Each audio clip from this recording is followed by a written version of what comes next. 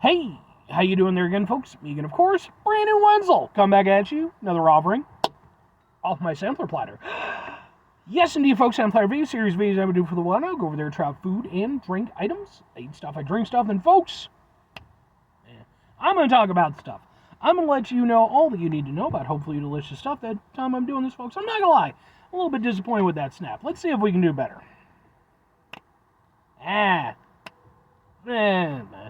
We're going to let it go. It really does just come down to, like, the perfect amount of, like, you know, grime and friction and just, like, timing. And it's like, all these things need to set off to really get that perfect snap. And usually I'm pretty good about it. But, you know, sometimes it just doesn't work out that way. I'm going to blame the atmosphere. But anyway, folks, it's super simple format. I'm going to go over there. I'm going to try out food and or drink items for you. Whilst I'm doing so, I'm going to yam around about it for a bit. And whilst I'm doing all that, folks, I'm inside the truck today. Whilst I'm doing that, I'm wearing a super cool shirt. Folks, when I wear super cool shirts, I always like to highlight super cool shirt. Super cool shirt am I wearing today? Boom! It's my Microphone Misfits shirt. Can we get a better thing? There we go. What and or who are the Microphone Misfits? Well, if you follow my channel, first of all, you've probably seen me wear this shirt before, so I've explained. Then on top of that, I also have videos of said Microphone Misfits up on my channel. They are a hip-hop group out of Chicago. They are phenomenal. I absolutely love these guys. I became aware of them a few years ago. They were opening up for another act that I love called Megaran. And just, like, they're just so fucking cool. Like, not only, you know, do they just have great MCs, and I love the lyrics, and I love the message that they put out, they have flag wavers, they have break dancers. Like, they make it just a full entertainment spectacle for anybody who's there to watch. On top of that, they're extremely good dudes. I've been fortunate enough to go over there. I've seen them perform a few times now, and I've gotten to go over there and chat a little bit with them, and they're just all super cool folks. So I don't have a single bad thing to say about it. But I do actually have some videos, like I said, they are on the channel, just in case you're interested. But anyway, what am I going over there and trying for you folks today? Well, it looks super fancy. Hopefully it tastes good, because boom, it's this. Can we get a thing? Whoa. It is. That kind of works. Is it better over here? Might be better over here. Sure, why not? It is powered by Petal, Passionfruit Hibiscus, Ginger Ale. I don't even remember where I got this from.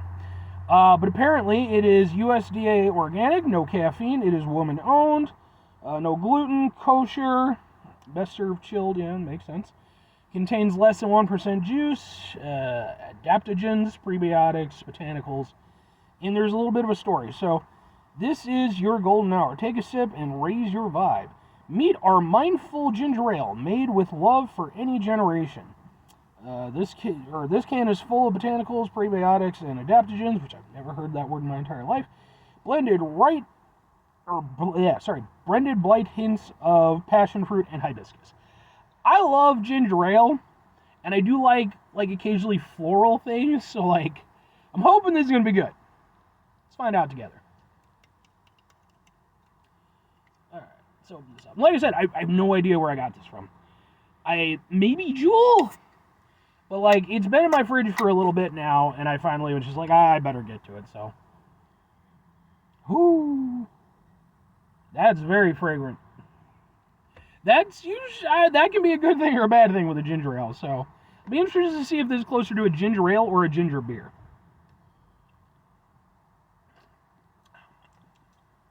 Ooh. Ooh. Well, it's interesting. I have to give it that. And I've said this in other reviews. I would rather have an item that is interesting, that maybe isn't to my particular taste, versus something that is to my taste but is just dull. This, I think, is going to fall firmly in the first category. Because I don't know how much I like this, unfortunately.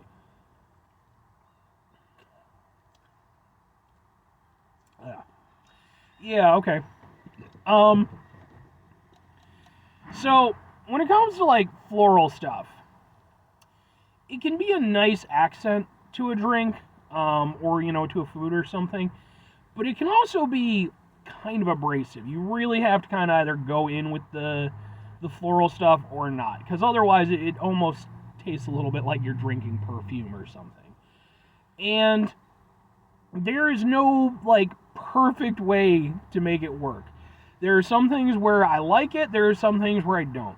In this case, I don't really care for it very much. The floral aspect, it does, for me, kind of range in that almost perfume-like taste. It's not what I would consider to be particularly pleasant. But you say to yourself, okay, but you have passion fruit and you have ginger ale. Surely those flavors will help kind of meter things out a bit.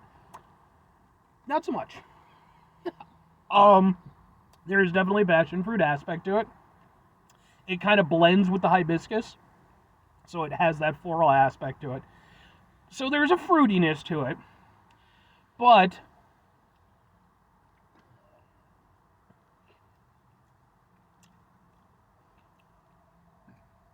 yeah, that hibiscus aspect, it's not, I wouldn't say it overpowers the passion fruit, but because of the way it blends with it, it kind of takes away like the nice fruitiness of it. So instead of having that nice fruity edge of the passion fruit, you get a floral edge.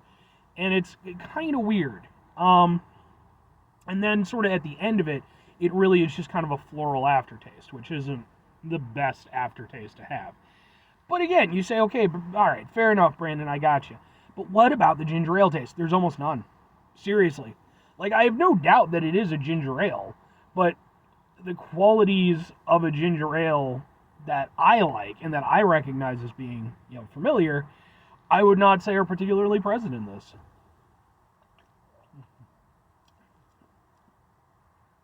I won't say they're completely absent, but they are mostly. Like, there's a tinge of a ginger ale. Like, with it having ginger ale on the front of it, I can go over there and say, okay, yeah, all right, okay, fair enough. There's a little bit of a ginger kind of flavor to it. Okay. But I'll be honest with you.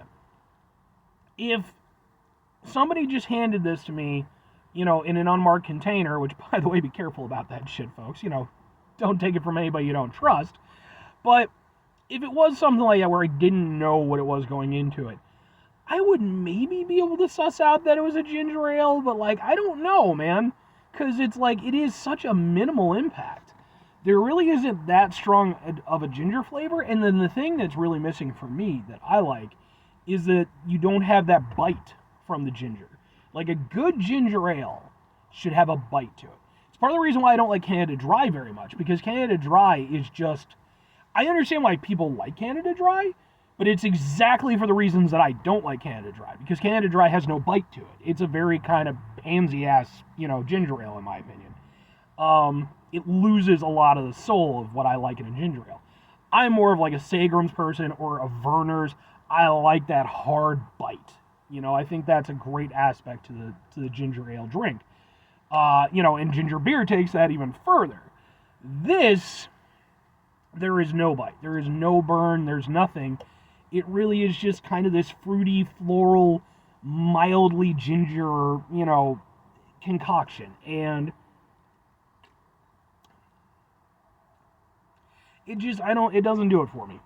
Which is sad, because I really was hoping that this would be something that I would like a lot. But it's just...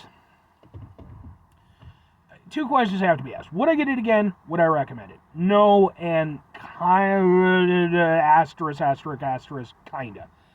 For myself, there's definitely no way that I would get this again. Even if I liked the flavor, which I don't really, because again, I just don't think that mix of the fruity and the floral really works very well in this instance. It doesn't really do what I need a ginger ale to do. I need a ginger flavor, and I need there to be that bite to it. There's nothing wrong with mixing in flavors with ginger ale. As long as you go over there and you keep the essence of the ginger ale alive and well, I don't feel that this does that. I think it really does almost become kind of its own thing, and for me, that's not what I want. Now, if I'm recommending it to other people, I'm sure there's a market for this. I don't know who that person or persons would be, though, if I'm usually I try to, come up with something. If you like floral drinks, this could be for you. But I emphasize could be because, again, I do like some floral drinks. Like, I've had certain floral lemonades that I like. There's a soda, a very old soda called Moxie, which has sort of floral elements to it. I like that. You know, I'm willing to go with it on occasion, but in this instance, it doesn't really work for me. So it would be hard for me to go over there and recommend it to people, but I would recommend if you run into it, maybe try it if you're interested. If nothing else, it is interesting. I could genuinely say, I don't think I've ever had anything quite like it. Similar, but not quite. And there is something admirable in that regard. Like I said at the start of this whole thing, I would rather it be interesting and not be something I'm into versus something that I'm into, but really I have nothing to work with. So I have to give it that much, even if for me personally, yeah. I don't think it's a poorly made drink. I just don't think for my palate it works on any level. So anyway, 5 things before I get out of here. Have yourself a great rest of your day, spectacular rest of your week, monumental rest of your month, stupendous rest of your folks. You go over there and have yourselves a truly Moxie-tastic rest of your life, because, man, Moxie is good. I reviewed Moxie a while back. It's somewhere on the channel, but that was like probably my first or second year doing the videos, so it's way back there. But yeah, Moxie's a good drink. I think it's like the state drink of Maine, I want to say. It's a very old soda. I like old sodas usually. Final 2 things. Number 1, try to bring some positivity in the world. It's not always possible. It is, however, always appreciated. But what do you do if you can't do it all the time? I know I can't do it all the time. Here's what you're going to do, folks. You're going to try not to be an asshole. Folks, it's not always the easiest thing in the world to not be an asshole. Trust me. I know it. I live it. I'm out there with you in it. Man, it is, as much as the Microphone Misfits and their wonderful music have helped me out on many an occasion with their very positive messages and stuff like that, you know, and they can be very, you know, uplifting in that regard. You know, sometimes even music isn't enough to get you over the hump. Usually is. At least for me. Not for everybody. It is important, though, when we run into situations in our lives where we are faced with those, you know, difficulties, take a step back, try to mitigate the level of assholeness in our lives, hopefully do better for ourselves and for those around us. Very final thing, folks, do the thing. Whatever the thing is for you, that's what I want you to go out and do. Folks, maybe you're going to go over there, maybe you're going to try out this Passionfruit Hibiscus Ginger Ale, and maybe you're going to be all down with it. You're just going to be like, this is the best thing ever, it's going to be amazing and fantastic. You're going to become so in love with it that you're going to go over there and you're going to get your friends together, you're going to start up a band, and basically what it's going to be is like how, it's effectively going to be what Faygo is to ICP, this drink will be to you and your fan base and your musical movement. And I can't even begin to like even start to construct what that would be like. But my guess is it would be something incredible and terrifying at the same time. And yeah, fair enough. Sometimes music needs to be incredible and terrifying. Or conversely, I'll be honest with you, I would just get a different ginger ale. It leaves a weird taste on your tongue and it doesn't go away. Bye.